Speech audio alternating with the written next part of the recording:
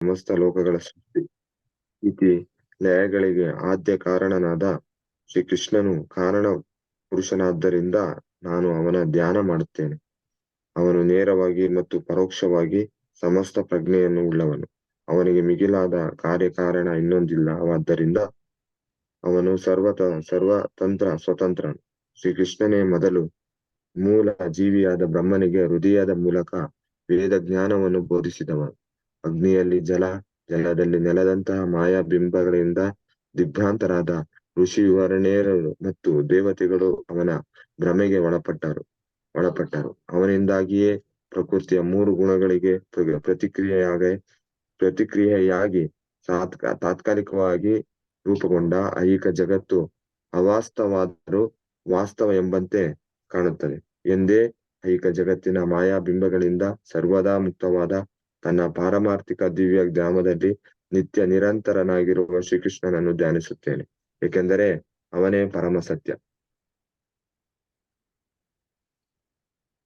ದೇವೋತ್ತಮ ಪರಮಪುರುಷನಾದ ಭಾವಾರ್ಥ. ದೇವೋತ್ತಮ ಪುರುಷನಾದ ವಾಸುದೇವ ಪ್ರಸ್ತಾವವು ವಸುದೇವ ದೇವಕಿಯರ ದೇವಿಪುತ್ರನಾದ ಸ್ವಾಮಿ ಶ್ರೀಕೃಷ್ಣನನ್ನೇ ನೇರವಾಗಿ ಸೂಚಿಸುತ್ತದೆ. ಈ ಸಂಗತಿಯನ್ನು ಈ ಕೃತಿಯಲ್ಲಿ ಹೆಚ್ಚು ಸ್ಪಷ್ಟವಾಗಿ ವಿವರಿಸಲಾಗಿದೆ. ಶ್ರೀಕೃಷ್ಣನು ಮೂಲ ದೇವೋತ್ತಮ ಪರಮಪುರುಷ ಮತ್ತು ಉಳಿದವರೆಲ್ಲರೂ ಪ್ರತ್ಯಕ್ಷವಾಗಿ ಮತ್ತು ಪರೋಕ್ಷವಾಗಿ ಆ ಪರಮ ಪುರುಷನ ಅಂಶಜರು ಎಂದು ವೇದವ್ಯಾಸರು ದೃಢವಾಗಿ ಹೇಳುತ್ತಾರೆ. ಶ್ರೀಲ ಜೀವ ಗೋಸ್ವಾಮಿಯವರು ತಮ್ಮ ಕೃಷ್ಣ ಸಂದರ್ಭ ಗ್ರಂಥದಲ್ಲಿ ಇನ್ನಷ್ಟು ಸ್ಪಷ್ಟವಾಗಿ ವಿವರಿಸಿದ್ದಾರೆ. ಮೂಲ ಜೀವಿಯಾದ ಬ್ರಹ್ಮದೇವರು ತಮ್ಮ ಬ್ರಹ್ಮ ಸಂಹಿತೆಯ ಗ್ರಂಥದಲ್ಲಿ ಶ್ರೀಕೃಷ್ಣನ ವಿಷಯವನ್ನು ಹೆಚ್ಚು ಸಾರವತ್ತಾಗಿ ಧಾರಾಳವಾಗಿ ವಿವರಿಸಿದ್ದಾರೆ. ಸಾಮವೇದ ಉಪನಿಷತ್ತಿನಲ್ಲಿ ಶ್ರೀಕೃಷ್ಣನು ದೇವಕಿಯ ದೈವಿಕ ಪುತ್ರನೆಂದು ಕೂಡ ಹೇಳಲಾಗಿದೆ. ಆದ್ದರಿಂದ ಈ ಸ್ತೋತ್ರದಲ್ಲಿ ಪ್ರಥಮ ಪ್ರಸ್ತಾವದಲ್ಲೇ ಶ್ರೀಕೃಷ್ಣನನ್ನು ಆದ್ಯ ದೈವ ಎಂದು ಕಂಠೋಕ್ತವಾಗಿ ಹೇಳಲಾಗಿದೆ. ಬೇರಾವುದೇ ಪಾರಮಾರ್ಥಿಕ ನಾಮನಿರ್ದೇಶನದಿಂದ ಪರಮ ಪುರುಷನಾದ ಈ ದೇವೋತ್ತಮನನ್ನು ಅರಿತುಕೊಳ್ಳುವುದಾದಲ್ಲಿ ಅದು ಸರ್ವಾಕರ್ಷಕ ಎಂಬ ಅರ್ಥದ ಕೃಷ್ಣ ಪದವನ್ನು ಸೂಚಿಸುವ ನಾಮವಾಗಿರಬೇಕು. ಭಗವದ್ಗೀತೆಯಲ್ಲಿ ಅನೇಕ ಸಂದರ್ಭದಲ್ಲಿ ಶ್ರೀಕೃಷ್ಣನು ತಾನು ಮೂಲತಃ ದೇವಾದೇವ ಪರಮ ಪುರುಷನೆಂದು ಆತ್ಮ ಪ್ರತಿಷ್ಠಾಪನಾರ್ಥದಲ್ಲಿ ಹೇಳಿದ್ದಾನೆ. ಇದನ್ನು ಅರ್ಜುನ ಹಾಗೂ ಋಷಿವರ್ಣೇರಾದ ನಾರದರು, ವ್ಯಾಸರು ಮೊದಲಾದರು ದೃಢಪಡಿಸಿದ್ದಾರೆ. ಪದ್ಮಪುರಾಣದಲ್ಲಿ ದೇವರ ಅಸಂಖ್ಯಾತ ನಾಮಗಳಲ್ಲಿ ಕೃಷ್ಣನಾಮವು ಪ್ರಮುಖವಾದದ್ದೆಂದು ಹೇಳಲಾಗಿದೆ. ಅದು ದೇವೋತ್ತಮ ಪುರುಷನ ಸಮಗ್ರ ಅಂಶವನ್ನು ಸೂಚಿಸುತ್ತದೆ. ಭಗವಂತನ ಸಕಲ ರೂಪಗಳು ಕೇವಲ ವಾಸುದೇವನೇ ಆಗಿದ್ದಾನೆ ಎಂದು ಈ ಶ್ಲೋಕದಲ್ಲಿ ಸೂಚಿಸಲಾಗಿದೆ. ವಾಸುದೇವ ಎಂಬ ಹೆಸರು ನಿರ್ದಿಷ್ಟವಾಗಿ ವಸುದೇವ ದೇವಕಿಯರ ದೇವಿ ಪುತ್ರನನ್ನೇ ಸೂಚಿಸುತ್ತದೆ. ಸನ್ಯಾಸದಲ್ಲಿ ಪರಿಪೂರ್ಣತೆಯನ್ನು ಸಾಧಿಸಿದ ಪರಹಂಸರು ಶ್ರೀಕೃಷ್ಣನನ್ನು ಸದಾ ಧ್ಯಾನಿಸುತ್ತಾರೆ. ವಾಸುದೇವ ಅಥವಾ ಭಗವಾನ್ ಶ್ರೀಕೃಷ್ಣನು ಸರ್ವ ಕಾರಣಗಳ ಕಾರಣಕರ್ತ. ಅಸ್ತಿತ್ವದಲ್ಲಿರುವ ಸಕಲವು ಅವನಿಂದಲೇ ಉದ್ಭವವಾದವು. ಇದು ಹೇಗೆ ಎಂಬುದನ್ನು ಮುಂದಿನ ಅಧ್ಯಾಯದಲ್ಲಿ ವಿವರಿಸಲಾಗಿದೆ. ಶ್ರೀಮದ್ ಭಾಗವತವನ್ನು ಮಹಾಪ್ರಭು ಶ್ರೀ ಚೈತನ್ಯರು ದೇವೋತ್ತಮ ಪುರುಷನಾದ ಶ್ರೀಕೃಷ್ಣನ ನಿಷ್ಕಳಂಕ ಪುರಾಣ ಎಂದು ವರ್ಗೀಕರಿಸಿದ್ದಾರೆ, ಏಕೆಂದರೆ ಇದು ಶ್ರೀಕೃಷ್ಣನ ದಿವ್ಯ ನಿರೂಪಣೆಯನ್ನು ಹೊಂದಿದೆ. ಶ್ರೀಮದ್ ಭಾಗವತದ ಇತಿಹಾಸವು ಭವ್ಯವಾದದ್ದು. ಇದನ್ನು ಶ್ರೀ ವೇದವ್ಯಾಸರು ಪಾರಮಾರ್ಥಿಕ ಜ್ಞಾನದಲ್ಲಿ ಪರಿಪಕ್ವತೆಯನ್ನು ಗಳಿಸಿದ ಅನಂತರ ಸಂಕಲಿಸಿದರು. ಅವರು ಇದನ್ನು ತಮ್ಮ ಗುರುಗಳಾದ ಶ್ರೀ ನಾರದರ ಆದೇಶಾನುಸಾರ ರಚಿಸಿದರು. ವೇದವ್ಯಾಸರು ವೇದಾಂತ ಸೂತ್ರಗಳು ಅಥವಾ ಬ್ರಹ್ಮಸೂತ್ರಗಳು, ಪುರಾಣಗಳು ಮತ್ತು ಮಹಾಭಾರತ ಸೇರಿದಂತೆ 4 ವೇದ ವಿಭಾಗಗಳಿಂದ ಕೂಡಿದ ಸಕಲ ವೇದ ಸಾಹಿತ್ಯವನ್ನು ಸಂಕಲಿಸಿದರು. ಇಷ್ಟಾದರೂ ಅವರಿಗೆ ತೃಪ್ತಿಯಾಗಿರಲಿಲ್ಲ. ಅವರ ಅತೃಪ್ತಿಯನ್ನು ಗಮನಿಸಿದ ಗುರು ಶ್ರೀ ನಾರದರು ದೇವೋತ್ತಮ ಪುರುಷನ ಶ್ರೀಕೃಷ್ಣನ ಪಾರಮಾರ್ಥಿಕ ಚಟುವಟಿಕೆಗಳನ್ನು ಕುರಿತು ಬರೆಯುವಂತೆ ಸಹಾಯ ಮಾಡಿದರು. ಶ್ರೀಕೃಷ್ಣನ ಆ ಪಾರಮಾರ್ಥಿಕ ಚಟುವಟಿಕೆಗಳನ್ನು ಈ ಗ್ರಂಥದ 10ನೇ ಸ್ಕಂದದಲ್ಲಿ ನಿಷ್ಕಂಷ್ಟವಾಗಿ ವಿವರಿಸಲಾಗಿದೆ. ಆದರೆ ಮೂಲ ಸತ್ವ ಸಾರವನ್ನು ಗ್ರಹಿಸಲು ವಿವಿಧ ಪ್ರಕಾರಗಳ ಜ್ಞಾನಾರ್ಜನೆಯಿಂದ ಕ್ರಮವಾಗಿ ಮುಂದುವರಿಯಬೇಕು. ಸೃಷ್ಟಿಯ ಮೂಲವನ್ನು ತಿಳಿಯಲಿಚ್ಛಿಸುವುದು ಸಾತ್ವಿಕ ಮನಸ್ಸಿನ ಸಹಜ ಅಪೇಕ್ಷೆ. ಅಂತಹ ಮನಸ್ಸುಳ್ಳವನು ರಾತ್ರಿ ಆಕಾಶದಲ್ಲಿ ಪ್ರಭು ಕೃಷ್ಣ ಎಷ್ಟು ಚರ್ಚೆ ಮಾಡಿ ज्ञानतिमिरन्दस्य ज्ञानाञ्जनशलाकया चक्षुरुन्मीलितं येन तस्मै श्रीगुरवे नमः। श्रीचैतन्यमनोभीष्टं स्थापितं येन भूतले स्वयं रूपः कदा मह्यं ददाति स्वपदान्वितं यत्पात् वन्देऽहं श्रीगुरुः श्रीयुतपदकमलं श्रीगुरून् वैष्णवांश्च श्रीरूपं साग्रजातं सकर्ण रघुनाथान्वितं तं सजीवं साद्वैतं सावधूतं परिजनसहितं कृष्णचैतन्यदेवं श्रीराधा कृष्णपादान् सहगण ललिता श्रीविशाखान्वितांश्च हे कृष्ण करुणा सिंधु दीनबंधु जगतपते गोपेश गोपिका कांत राधा कांत नमोस्तुते तप्त कांचन गौरांगी राधे वृंदावनेश्वरी वृषभानुसुते देवी प्रणमामि हरिप्रिये पांचाकल्पतरुभ्यश्च कृपा सिन्धुभ्यः च पतितानां पावनेभ्यो विष्णुवेभ्यो नमो नमः। श्री कृष्ण चैतन्य प्रभु नित्यानंद श्री अद्वैत गदाधर श्रीवासादि गौर भक्तवृंद हरे कृष्णा कृष्णा कृष्णा हरे हरे हरे राम राम राम हरे कृष्ण। अभिराम प्रभु ಎಸ್ ಪ್ರಭು. ಬಹುತೇಕ ಈ ಸ್ಪೀಕರ್ ಪಿನ್ ಮಾಡ್ಬೇಕಾಗುತ್ತೆ ಅಂದ್ರೆ ಅದರಿಂದ ಎಸ್ ಪ್ರಭು. ಹರೇ ಕೃಷ್ಣ. ಇವತ್ತು ನಾವು ಭಾಗವತ ಪುರಾಣದ ಚರ್ಚೆಯನ್ನು ಆರಂಭ ಮಾಡ್ತಾ ಇದ್ದೇವೆ. ಒಂದು ಕಾಲದಲ್ಲಿ ನಾರದ್ ಮುನಿಗಳು ಎಲ್ಲಾ ಕಡೆ ಸಂಚಾರ ಮಾಡ್ತಾ ಇದ್ರು, ಭ್ರಮಣ ಮಾಡ್ತಾ ಇದ್ರು. ಭ್ರಮಣ ಮಾಡ್ತಾ ಮಾಡ್ತಾ ಒಂದು ಕಡೆ ನದಿ ದಡದಲ್ಲಿ ಬಂದ್ರು. ಅಲ್ಲಿ ನೋಡ್ತಾ ಇದ್ದಾರೆ ಒಬ್ಬ ಮಹಿಳೆ, ಯುವ ಮಹಿಳೆ, ಅವಳ ಜೊತೆಗೆ 2 ವೃದ್ಧ ಪುರುಷರು ಕೂತ್ಕೊಂಡಿದ್ರು. ಅವ್ರು 3 ಜನ ಜೋರಾಗಿ ಅಳ್ತಾ ಇದ್ರು. ಯಾಕೆ ಅಳ್ತಾ ಇದ್ರು ಅಂತ ನಾರದ್ ಮುನಿ ಅವ್ರು ಬೇಜಾರಾಗಿ ಅವ್ರ ಹತ್ರ ಹೋಗಿ ಕೇಳಿದ್ರು, ಏನಾಯ್ತು, ಯಾಕೆ ಅಳ್ತಾ ಇದ್ರಿ ನೀವು ಅಂತ. ಅವಾಗ ಅವ್ರು ತಮ್ಮ ಪರಿಚಯವನ್ನು ಕೊಟ್ಟರು. ಆ ಯುವ ಸ್ತ್ರೀ ಅಂದ್ರೆ ಭಕ್ತಿ. ಆಮೇಲೆ ಅವ್ರು 2 ವೃದ್ಧರು, ವಯಸ್ಸಾಗಿರುವಂತ ಜನರಂದ್ರೆ ಅವಳ ಅವಳಿಬ್ಬರು ಮಕ್ಕಳು, ಜ್ಞಾನ ಮತ್ತೆ ವೈರಾಗ್ಯ ಅಂತ ಅವ್ರ ಹೆಸರು. ನಾರದ್ ಮುನಿಗೆ ಆಶ್ಚರ್ಯ ಆಯ್ತು, ತಾಯಿ ಇಷ್ಟು ಯುವತಿಯಾಗಿದ್ದಾಳೆ, ಮಕ್ಕಳು ಇಷ್ಟು ವಯಸ್ಸಾಗಿದೆ, ಅದ್ ಹೇಗೆ ಅಂತ ಅವ್ರಿಗೆ ತಿಳಿಲಿಲ್ಲ. ಏನಿದ್ ರಹಸ್ಯ, ಯಾಕೆ ಹೇಳಿ ಅಂತ ಹೇಳಿದ್ರು. ಅವಾಗ ಅವ್ರು ಹೇಳಿದ್ರು, ಇಲ್ಲ, ಇದು ಕಲಿಯುಗ ಆರಂಭ ಆಗಿದೆ. ಕಲಿಯುಗ ಆರಂಭ ಆದ ತಕ್ಷಣ ಭಕ್ತಿ ಜ್ಞಾನ ವೈರಾಗ್ಯ ಎಲ್ಲದಕ್ಕೂ ವಯಸ್ಸಾಗ್ಬಿಟ್ಟು, ಎಲ್ಲರೂ ಬಲಹೀನರಾಗ್ಬಿಟ್ರು, ಎಲ್ಲರಿಗೂ ಶಕ್ತಿ ಇಲ್ಲದೆ ಇರೋ ತರ ಆಯ್ತು. ದ್ರವಿಡ ದೇಶದಲ್ಲಿದ್ರು ಅವರು, ಈ ತರ ಆಯ್ತು. ಅದಕ್ಕೆ ಅವರು ಸಂಚಾರ ಮಾಡ್ತಾ ಮಾಡ್ತಾ ಬೇರೆ ಬೇರೆ ಪ್ರದೇಶಗಳಿಗೆ ಬಂದ್ರು. ಬರ್ತಾ ಬರ್ತಾ ಬೃಂದಾವನ ಧಾಮಕ್ಕೆ ಬಂದ್ರು. ಆ ಧಾಮದ ಮಹಿಮೆ ಈ ತರ ಇತ್ತಲ್ಲ, ಅದರ ಸ್ಪರ್ಶದಿಂದ ಭಕ್ತಿಗೇನೋ ಯುವ ಅವಸ್ಥೆ ಸಿಕ್ಬಿಡ್ತು. ಆದ್ರೆ ಈ ಜ್ಞಾನ ವೈರಾಗ್ಯಗಳಿಗೆ ಇನ್ನೂ ಆ ತರ ಆಗ್ಲಿಲ್ಲ ಅಂತ. ಅದಕ್ಕೆ ನಮ್ಗೇನಾದ್ರೂ ಒಂದು ದಾರಿ ತೋರಿಸಿ ಮುನಿಗಳೇ ಅಂತ ನಾರದ್ ಮುನಿ ಕೇಳಿದ್ರು.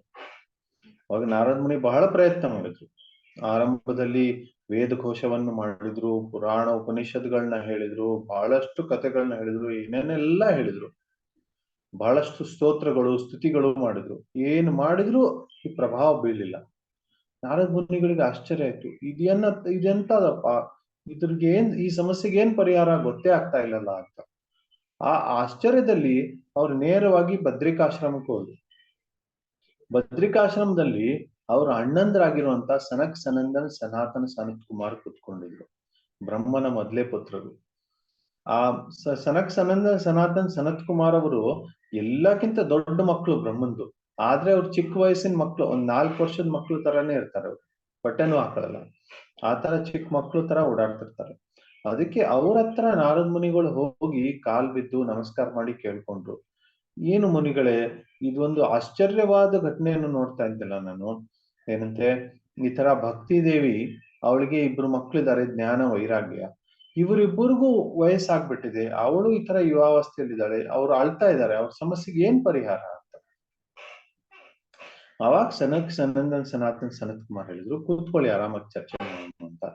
ಕೂತ್ಕೊಂಡ್ಮೇಲೆ ಅವ್ರು ಏನ್ ಹೇಳಿದ್ರು ಅಂದ್ರೆ, ನೋಡಿ, ಕಲಿಯುಗದಲ್ಲಿ ಜ್ಞಾನ ವೈರಾಗ್ಯ ಭಕ್ತಿ ಎಲ್ಲ ಕ್ಷೀಣ ಆಗೋದು ಸಹಜ. ಆದ್ರೆ ಭಕ್ತಿ ಸುಲಭವಾಗಿ ಬರುತ್ತೆ, ಜ್ಞಾನ ವೈರಾಗ್ಯ ಬರೋದು ಬಹಳ ಕಷ್ಟ. ಯಾಕೆಂದ್ರೆ ಕೃಷ್ಣೇ ಸ್ವಧಾಮೋಪಕತೆ ಧರ್ಮ ಜ್ಞಾನಾದಿಭಿ ಸಹ ಕಲಾವನಷ್ಟ ದೃಶ್ಯಾಮೇಶ ಪುರಾಣಾರ್ಕಾದನೋದಿತ.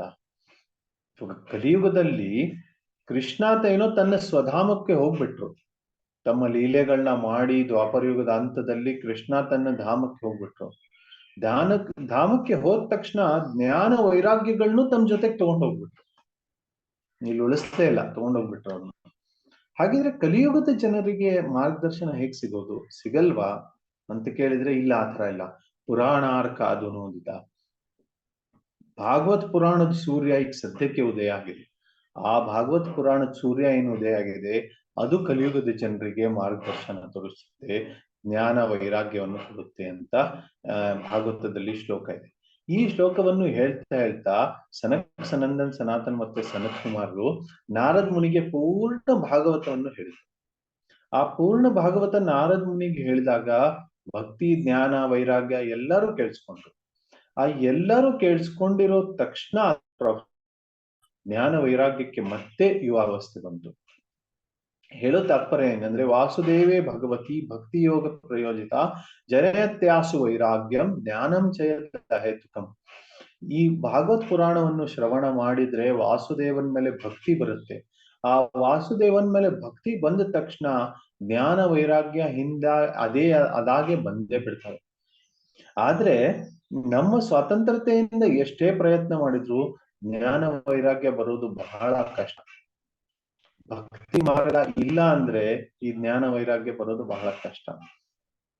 ಇದೇ ತರ ಒಂದು ಸಭಾ ಆಯೋಜನೆ ಆಯ್ತು 5,000 ವರ್ಷದ ಹಿಂದೆ. ಆ ಸಭೆಯಲ್ಲಿ ಅವ್ರಿಗೆ ಚರ್ಚೆಯ ವಿಷಯ ಏನಂದ್ರೆ, ಜನರು ಉದ್ಧಾರ ಹೇಗೆ ಮಾಡ್ಬೇಕು, ಕಲಿಯುಗ ಏನೋ ಬರ್ತಾ ಇದೆ ಅಂತ ಮುಂದೆ ಚರ್ಚೆ ಇದೆ. ಅದ್ರ ಬಗ್ಗೆ ವಿಸ್ತಾರವಾಗಿ ಶೌನಕಾದಿ ಋಷಿಗಳು ಚರ್ಚೆ ಮಾಡ್ತಾ ಇದ್ರು. ಏನಂತೆ, ಜನರು ಉದ್ಧಾರ ಹೇಗೆ ಮಾಡ್ಬೇಕು, ಅದಕ್ಕೇನಾದ್ರೂ ಒಂದು ದಾರಿ ಅಂತ.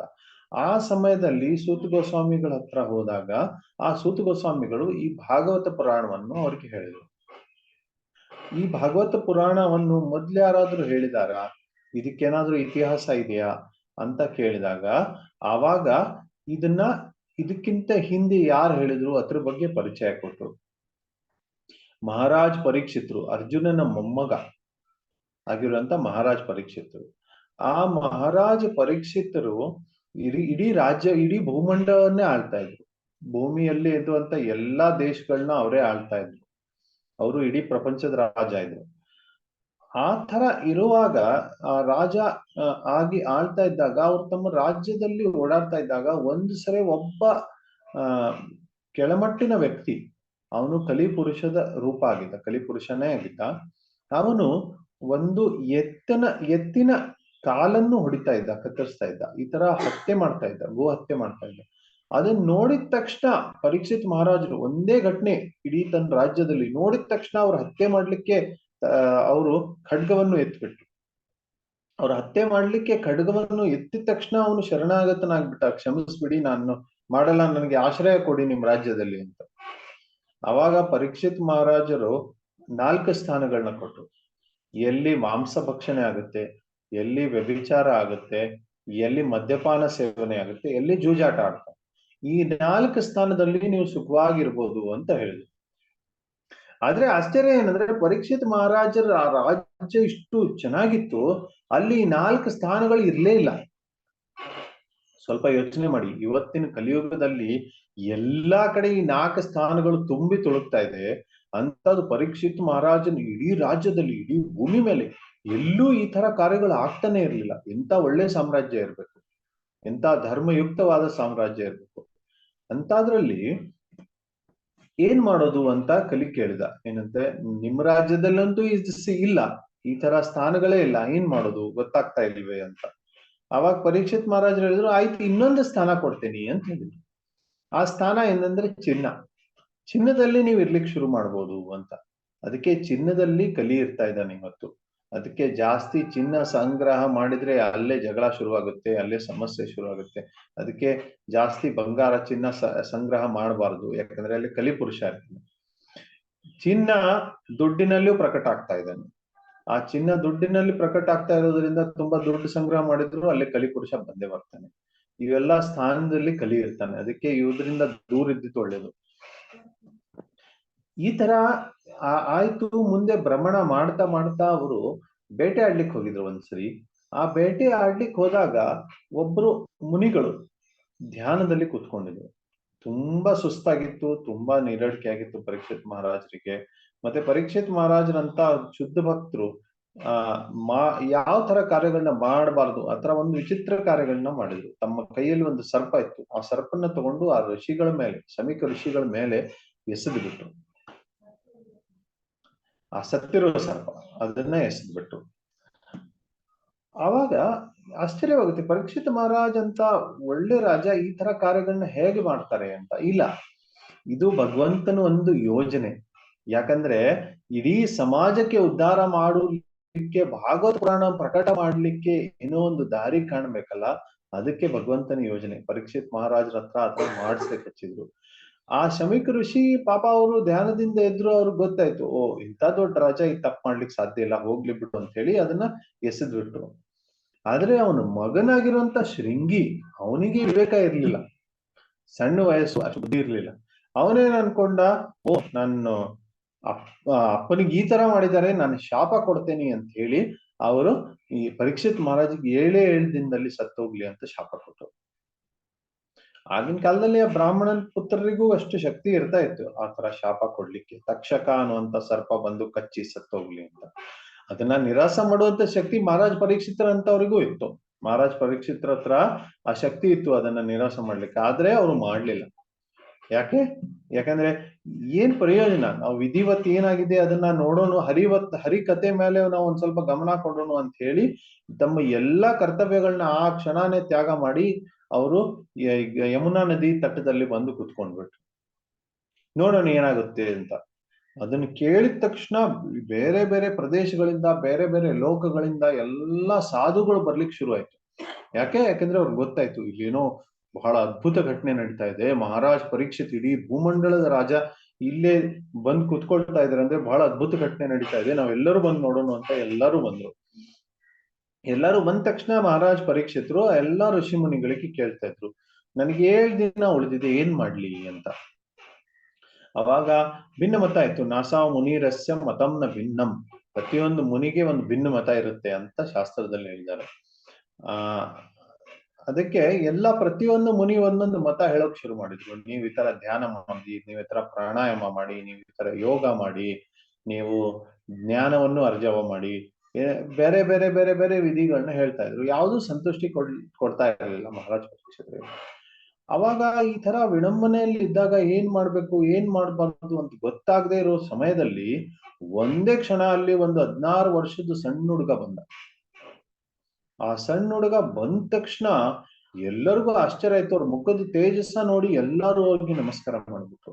ಇಲ್ಲಪ್ಪ, ಇವ್ರು ಯಾರೋ ಶ್ರೇಷ್ಠವಾದ ವ್ಯಕ್ತಿಗಳಿದ್ದಾರೆ, ಯೋಗಿಗಳಿದ್ದಾರೆ, ಇವ್ರಿಗೆ ನಮಸ್ಕಾರ ಮಾಡ್ಬೇಕು ಅಂತ ಎಲ್ಲರೂ ನಮಸ್ಕಾರ ಮಾಡಿ, ಆಯ್ತು ಇವ್ರಿಗೆ ಕೇಳಿ, ಇವರೇ ಹೇಳ್ತಾರೆ ಅಂತ. ಆ ವ್ಯಕ್ತಿ ಅಂದ್ರೆ ವೇದವ್ಯಾಸರ ಪುತ್ರ ಆಗಿರುವಂತ ಶುಕದೇವ್ ಗೋಸ್ವಾಮಿ. ಆ ಶುಕದೇವ್ ಗೋಸ್ವಾಮಿ ಅಲ್ಲೇ ಬಂದು ಕುತ್ಕೊಂಡ್ರು. ಬಂದು ಕುತ್ಕೊಂಡ ತಕ್ಷಣ ಇವರು ನಮಸ್ಕಾರ ಮಾಡಿ, ನಾನು ಏನ್ ಮಾಡ್ಬೇಕು ಅಂತ ಹೇಳಿ ಆವಾಗ ಅವ್ರು ಶುರು ಮಾಡಿರುವಂತ ವಿಷಯ ಅಂದ್ರೆ ಭಾಗವತ ಪುರಾಣ. ಆ ಭಾಗವತ ಪುರಾಣವನ್ನು ನಾವು ಇಲ್ಲೇ ಚರ್ಚೆ ಆರಂಭ ಮಾಡ್ತಾ ಇದ್ದೀವಿ.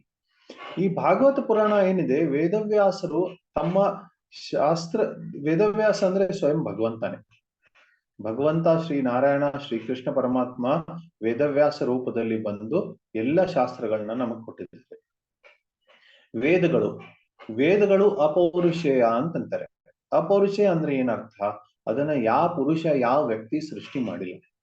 ಅವು ನಿತ್ಯ, ಯಾವಾಗ್ಲೂ ನಿರಂತರವಾಗಿ ವೇದಗಳು ಇರ್ತವೆ, ನಿತ್ಯವಾಗಿರ್ತವೆ. ಅದನ್ನು ಯಾರು ಸೃಷ್ಟಿ ಮಾಡಿಲ್ಲ. ಅದೇ ಆ ವೇದಗಳನ್ನ ಬೇರೆ ಬೇರೆ ಕಾಲದಲ್ಲಿ ಬೇರೆ ಬೇರೆ ಋಷಿಗಳಿಗೆ ಗೋಚರ ಆಗಿದೆ. ಉದಾಹರಣೆ ಮಧುಚಂದಸ್ಸ ಅನ್ನೋ ಋಷಿ ತಮ್ಮ ತಪಸ್ಸೆ ಮುಖಾಂತರ ಕೂತ್ಕೊಂಡಾಗ ಅವರಿಗೆ ಅಗ್ನಿ ಸೂಕ್ತ, ವಾಯು ಸೂಕ್ತ ಇವೆಲ್ಲ ಗೋಚರ ಆಗಿದೆ. ಆ ತರ ವಿಶ್ವಾಮಿತ್ರ ಋಷಿಗಳಿಗೆ ಕೆಲವೊಂದು ಸೂಕ್ತಗಳು ಗೋಚರ ಆಗಿದೆ. ಈ ತರ ಬೇರೆ ಬೇರೆ ಸಮಯದಲ್ಲಿ ಬೇರೆ ಬೇರೆ ಕಾಲದಲ್ಲಿ ಈ ಶ್ಲೋಕಗಳು ಪ್ರಕಟ ಆಗಿದ್ದಾವೆ ಆ ಋಷಿಗಳ ಮುಂದೆ. ಹೊರತು ವೇದಗಳನ್ನ ಸೃಷ್ಟಿ ಯಾರು ಮಾಡ್ಲಿಲ್ಲ, ಭಗವಂತ ಕೂಡ ಸೃಷ್ಟಿ ಮಾಡ್ಲಿಲ್ಲ. ಅದಕ್ಕೆ ಆ ಕಾರಣಕ್ಕೆ ವೇದಗಳು ಅಪೌರುಷೇಯ ಅಂತಾರೆ. ಈ ಅಪೌರುಷೇಯ ಆಗಿರುವಂತ ವೇದಗಳನ್ನ ಲಿಖಿತ ರೂಪದಲ್ಲಿ ಬರೆದು ವೇದವ್ಯಾಸರು ಮುದ್ರಿಸರೆ ಕೊಟ್ಟರು. ಯಾಕಂದ್ರೆ ಪ್ರಾಯಣ ಅಲ್ಪಾಯುಷ್ಯ ಕಾಲೇ ಸಭ್ಯ ಕಲಾ ಅಸ್ಮಿನ್ ಯುಗೆ ಜನ ಮಂದ ಸಂಬಂಧ ಮತಯೋ ಮಂದ ಭಾಗ್ಯ ಯುಗತ. ಈ ಕಲಿಯುಗದ ಜನರು ಮಂದ ಬುದ್ಧಿಯವರು. ಅವರಿಗೆ ಏನು ನೆನ್ಪಿಟ್ಕೊಳಕ್ಕಾಗಲ್ಲ, ಒಂದು ಫೋನ್ ನಂಬರ್ ನೆನ್ಪಿಟ್ಕೊಳಕ್ಕಾಗಲ್ಲ, ಅದನ್ನ ಸೇವ್ ಮಾಡ್ಬೇಕಾಗುತ್ತೆ ಮೊಬೈಲ್ ಅಲ್ಲಿ. ಆ ತರ ಮಂದ ಬುದ್ಧಿ ಇರುವಂತ ಕಲಿಯುಗದ ಜನರಿಗೆ ವೇದಗಳು ಹೇಗೆ ನೆನ್ಪಿರುತ್ತೆ? ವೇದಗಳು ಅಂದ್ರೆ ಶ್ರುತಿ. ಶ್ರುತಿ ಅಂದ್ರೆ ಹಿಂದಿನ ಕಾಲದಲ್ಲಿ ಶ್ರುತಿ ಪರಂಪರೆ ನಡೀತಾ ಇತ್ತು. ಶ್ರುತಿ ಅಂದ್ರೆ ಬರೀ ಕೇಳಿಸ್ಕೊಳ್ಳೋದು. ಗುರುಗಳ ಹತ್ರ ಶಿಷ್ಯಂದ್ರು ಕೇಳಿ ಕಂಠಪಾಠ ಮಾಡ್ಬಿಟ್ರೆ ಎಲ್ಲಾ ವೇದಗಳು ಬಂದ್ಬಿಡ್ತಾವ. ಇದು ಪುರಾತನ ಪರಂಪರೆ. ಬ್ರಾಹ್ಮಣ ವೇದದಲ್ಲಿ ಬ್ರಾಹ್ಮಣ, ಆರಣ್ಯಕ, ಉಪನಿಷದ ಈ ತರ ಭಾಗಗಳು. ಇವುಗಳನ್ನ ಕಂಠಪಾಠ ಮಾಡಿ ತಕ್ಷಣ ಅವ್ರಿಗೆಲ್ಲ ಆಧ್ಯಾತ್ಮಿಕ, ಲೌಕಿಕ ಎಲ್ಲಾ ಜ್ಞಾನಗಳು ಬಂದ್ಬಿಡುತ್ತೆ. ಯಾಕಂದ್ರೆ ವೇದ್ ಅಂದ್ರೆ ವಿದ್ ಜ್ಞಾನಂ. ವಿತ್ ಅಂದ್ರೆ ಜ್ಞಾನ, ಜ್ಞಾನದ್ದು ರೂಪ ಅಂದ್ರೆ ವೇದ. ಆ ಜ್ಞಾನ ಕೊಡುವಂತದಂದ್ರೆ ವಿದ್ಯಾ. ಆ ಜ್ಞಾನ ಎಲ್ಲಿ ಸಿಗುತ್ತೆ ಅದು ವಿದ್ಯಾ ಅಂತಂತಾರೆ. ಆ ವಿದ್ಯೆ ಎಲ್ಲಿ ಸಿಗುತ್ತೆ ಅದಕ್ಕೆ ವಿದ್ಯಾಲಯ ಅಂತಂತಾರೆ. ಇವತ್ತಿನ ಕಾಲದಲ್ಲಿ ಸ್ಕೂಲ್ಗಳಿಗೆ ವಿದ್ಯಾಲಯ ಅಂತಂತಾರೆ. ನಿಜವಾಗಿ ಹೇಳ್ಬೇಕಂದ್ರೆ ಈ ಸ್ಕೂಲ್ಗಳು ಅವಿದ್ಯಾಲಯ. ಯಾಕಂದ್ರೆ ಇಲ್ಲಿ ವೇದ ಜ್ಞಾನ ಕೊಡ್ತಾ ಇಲ್ಲ.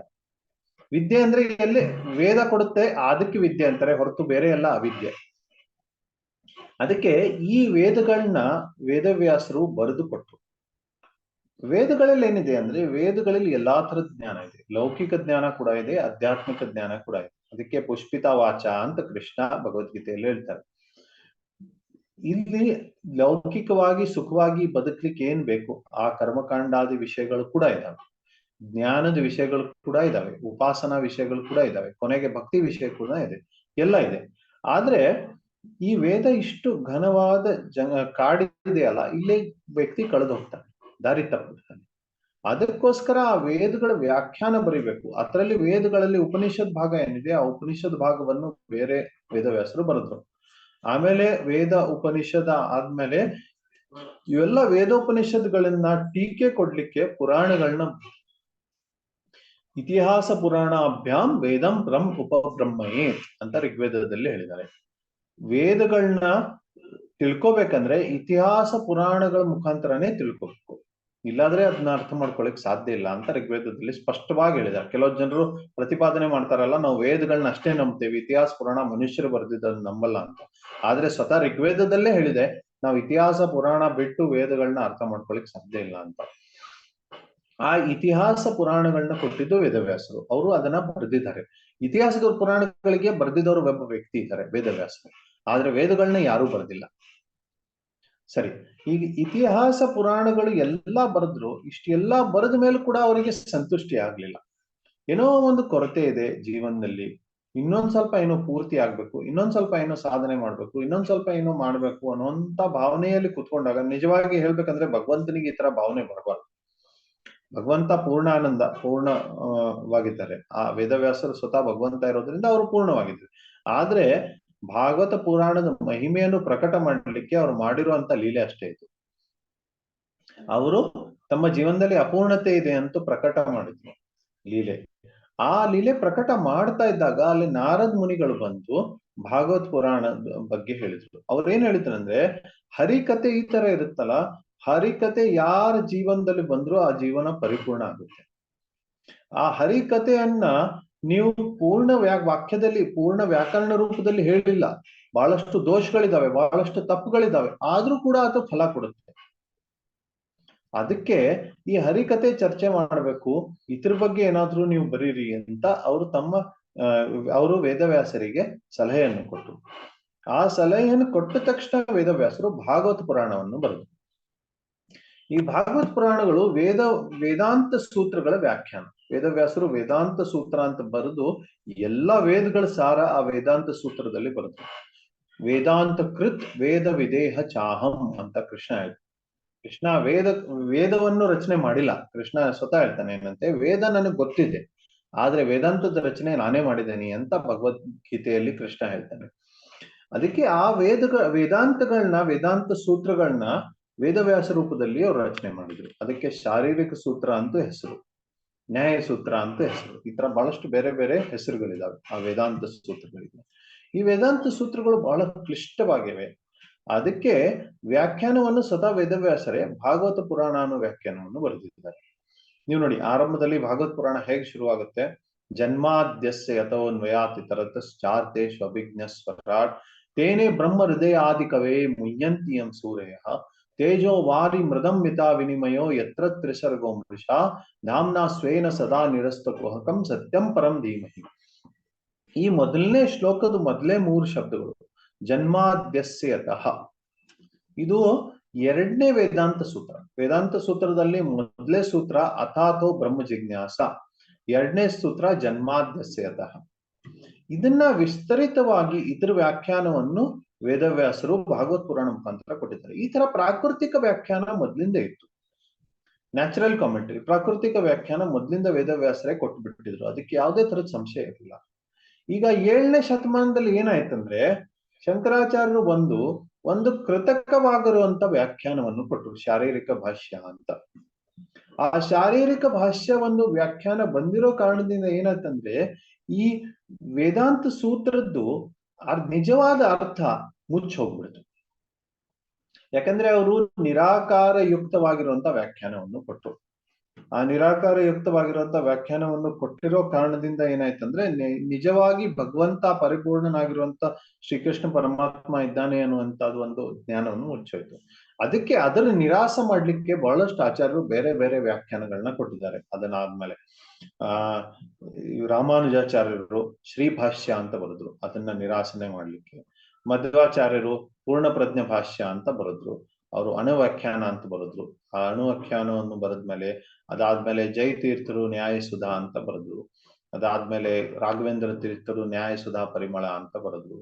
ಅದಾದ್ಮೇಲೆ ಬಲ್ದೇವ್ ವಿದ್ಯಾಭೂಷಣ ಅವರು ಗೋವಿಂದ ಭಾಷ್ಯ ಅಂತ ಬರೆದ್ರು. ಈ ತರ ಬಹಳಷ್ಟು ಆಚಾರ್ಯರು ಬಹಳಷ್ಟು ವ್ಯಾಖ್ಯಾನಗಳನ್ನ ವೇದಾಂತ ಸೂತ್ರದ ಮೇಲೆ ಕೊಟ್ರು. ಇದೆಲ್ಲ ಯಾಕೆಂದ್ರೆ ಶಂಕರಾಚಾರ್ಯರು ಒಂದು ಕೃತಕ ವ್ಯಾಖ್ಯಾನವನ್ನು ಕೊಟ್ಟಿದ್ದಕ್ಕೆ ನಿರಾಸ ಮಾಡ್ಲಿಕ್ಕೆ. ಆದ್ರೆ ಮೂಲ ವ್ಯಾಖ್ಯಾನ ವೇದವ್ಯಾಸರೇ ಕೊಟ್ಟಿದ್ದಾರೆ ಭಾಗವತ್ ಪುರಾಣದ ಮುಖಾಂತರ ಈ ವೇದಾಂತ ಸೂತ್ರಗಳಿಗೆ. ಅದಕ್ಕೆ ಈ ವೇದಾಂತ ಸೂತ್ರಗಳ ವ್ಯಾಖ್ಯಾನವಾಗಿರುವಂತ ಭಾಗವತ ಪುರಾಣವನ್ನು ಆಶ್ರಯ ತಗೊಳ್ಳೋದು ಬಹಳ ಶ್ರೇಷ್ಠವಾದ. ಬೇರೆ ಎಲ್ಲಾ ವ್ಯಾಖ್ಯಾನಗಳು ಭಾಗವತ್ ಪುರಾಣದ ಅರ್ಥವನ್ನು ವೃದ್ಧಿ ಮಾಡ್ಬೇಕು, ಬೆಳೆಸ್ಬೇಕು. ಆವಾಗ ಆ ವ್ಯಾಖ್ಯಾನಗಳು ನಿಜವಾದ ವ್ಯಾಖ್ಯಾನ ಅಂತ.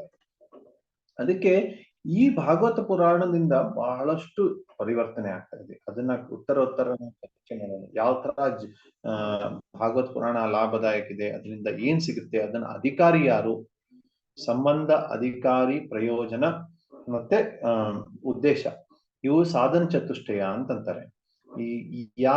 ಯಾರ್ಯಾರು ಅಧಿಕಾರಿ ಇದ್ದಾರೆ, ಈ ಗ್ರಂಥದ ಏನ್ ಸಂಬಂಧ ಇದೆ, ಈ ಗ್ರಂಥದ ವಿಷಯ ಏನಿದೆ, ಮತ್ತೆ ಈ ಗ್ರಂಥ ಪ್ರಯೋಜನ ಏನಿದೆ, ಇದನ್ನ ಕಾಲಕ್ರಮೇಣವಾಗಿ ಚರ್ಚೆ ಮಾಡೋಣಂತೆ. ಮುಂದಿನ ಶ್ಲೋಕಗಳಲ್ಲಿ ಇದು ಸ್ಪಷ್ಟವಾಗಿ ಗೊತ್ತಾಗುತ್ತೆ. ಹರೇ ಕೃಷ್ಣ. ಏನಾದ್ರೂ ಪ್ರಶ್ನೆಗಳಿದಾವ?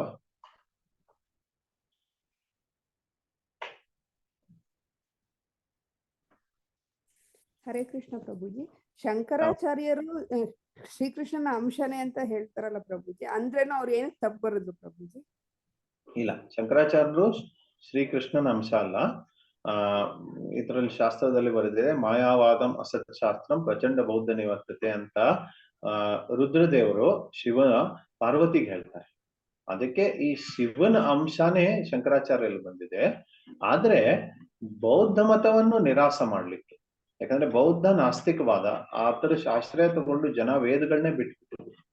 ಅದಕ್ಕೆ ಜನರು ಮತ್ತೆ ವೇದದ ಮಾರ್ಗದಲ್ಲಿ ಬರ್ಲಿ ಅನ್ನೋ ಕಾರಣಕ್ಕೆ ಅವರು ಈ ತರ ಕೃತಕವಾದ ಭಾಷ್ಯವನ್ನು ಹೇಳ್ಬೇಕಾಯ್ತು. ಆದ್ರೆ ಅದರಿಂದ ಇನ್ನೂ ಕೆಟ್ಟ ಪರಿಣಾಮ ಆಯ್ತು. ಅದ್ರ ಪರಿಣಾಮ ಏನಾಯ್ತಂದ್ರೆ ಜನರು ವೇದಕ್ಕೇನೋ ಬಂದ್ಬಿಟ್ರು, ಆದ್ರೆ ಅವರು ನಾನು ಪರಮಾತ್ಮ ಒಂದೇ ಅನ್ನುವಂತ ಒಂದು ತಪ್ಪಲ್ಪನೆಯನ್ನು ಇಟ್ಕೊಂಡಿದ್ರು. ಅದನ್ನ ಸರಿ ಮಾಡ್ಲಿಕ್ಕೆ ಮತ್ತೆ ಮುಂದಿನ ಆಚಾರ ಬರ್ಬೇಕಾಯ್ತು. ಈ ಬುದ್ಧನು ವಿಷ್ಣುವಿನ ಅವತಾರನೇ ಅಲ್ವಾ ಪ್ರಭುಜಿ? ಹೌದು, ಅದೇ ಹಿಂದೆ ಹೋಗ್ತಾ ಹೋಗ್ತಾ ಅದು ಎಲ್ಲ ಸ್ಪಷ್ಟವಾಗುತ್ತೆ. ಬುದ್ಧನು ವಿಷ್ಣುನೇ. ಆದ್ರೆ ಬುದ್ಧರು ಯಾಕೆ ಈ ತರ ಮಾಡಿದ್ರು? ಯಾಕಂದ್ರೆ ಬ್ರಾಹ್ಮಣರು ಕಲಿಯುಗದ ಪ್ರಭಾವದಿಂದ ವೇದ ಶಾಸ್ತ್ರಗಳನ್ನ ಬರೀ ಕರ್ಮಕಾಂಡಕ್ಕೋಸ್ಕರ ಬಳಸ್ತಾ ಇದ್ರು. ತಮ್ಮ ಸ್ವಾರ್ಥ ಸ್ವರ್ಗಾದಿ ಕಾಮಗಳು ಪೂರ್ತಿ ಆಗ್ಲಿ ಅಂತ ಬಳಸ್ತಾ ಇದ್ರು. ಮತ್ತೆ ಪ್ರಾಣಿಗಳ ಹತ್ಯೆ ಮಾಡ್ತಾ ಇದ್ರು. ಬಲಿ ಅನ್ನೋ ಕಾರಣ ಕೊಟ್ಟು ವೇದದಲ್ಲಿ ಪ್ರಾಣಿಗಳು ಬಲಿ ಕೊಡ್ಬೇಕು ಅನ್ನುವಂಥದ್ದು ಒಂದು ಇದೆ ಅನ್ನೋ ಕಾರಣ ಹೇಳಿ ಅತಿ ಅನಾವಶ್ಯಕವಾಗಿ ಪ್ರಾಣಿ ಹಿಂಸೆ ಮಾಡ್ತಾ ಇದ್ರು. ಈ ಪ್ರಾಣಿ ಹಿಂಸೆ ಎಲ್ಲಿರುತ್ತೆ ಅಲ್ಲಿ ಧರ್ಮ ನಾಶ ಆಗುತ್ತೆ, ಅಲ್ಲಿ ಪ್ರವೇಶ ಆಗುತ್ತೆ. ಈ ಬ್ರಾಹ್ಮಣರಿಗೆ ಅದು ಅರ್ಥ ಆಗದೇನೆ ಒಂದು ಸ್ಮಶಾನ ಮಾಡ್ಬಿಟ್ಟಿದ್ರು ಇಡೀ ಭೂಮಿಯನ್ನ. ಇಂತ ದೊಡ್ಡ ಪ್ರಮಾಣದಲ್ಲಿ ಪ್ರಾಣಿಗಳ ಹಿಂಸೆ ಆಗ್ತಾ ಇತ್ತು ಬ್ರಾಹ್ಮಣರಿಂದಾನೆ.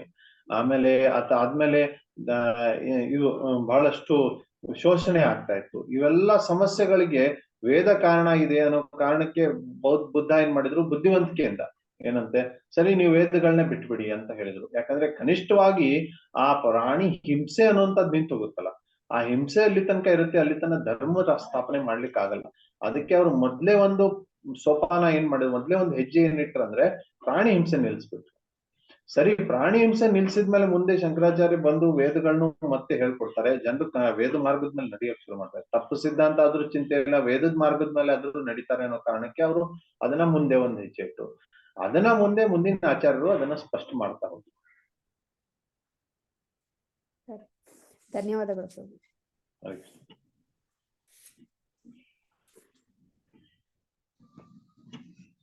ಮತ್ತೇನಾದ್ರೂ ಪ್ರಶ್ನೆ ಇದೆಯಾ?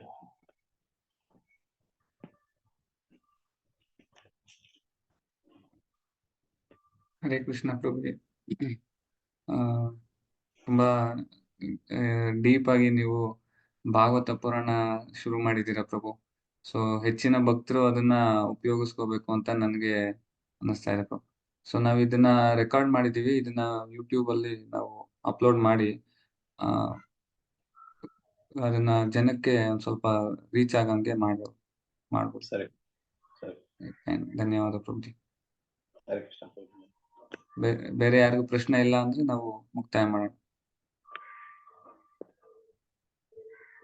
ಹರೇ ಕೃಷ್ಣ.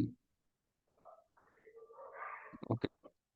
ವಾಂಛಾಕಲ್ಪತರುಭ್ಯಶ್ಚ ಕೃಪಾ ಸಿಂಧುಭ್ಯೋ ಚ ಪತಿತಾನಾಂ ಪಾವನೇಭ್ಯೋ ವೈಷ್ಣವೇಭ್ಯೋ ಅನಂತ ಕೋಟಿ ವೈಷ್ಣವ ವೃಂದ ಕಿ ಜೈ. ಹರೇ ಕೃಷ್ಣ. ಹರೇ ಕೃಷ್ಣ ಪ್ರಭುಜಿ, ಧನ್ಯವಾದಗಳು.